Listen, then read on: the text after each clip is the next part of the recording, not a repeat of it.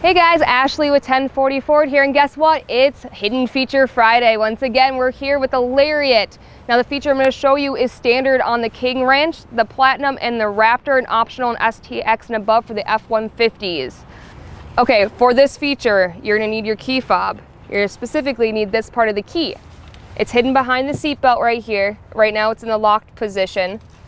So if you pull up, it's locked. Now, when I unlock it, and I can pull it up. Hey, there's one of your cameras. Hey. And even though it's a split bench, this one does lock as well. Right now it's in the locked position. Unlock, and boom, more storage. And I have one more hidden feature to show you guys, especially those of us, including myself, who don't like to contact our dealership for our door code. I'm gonna show you guys exactly how to do that. I took the rubberized mat out for convenience. This is a key-shaped hole. You put your first key fob in there, turn the engine on to accessory mode, do not touch the brake.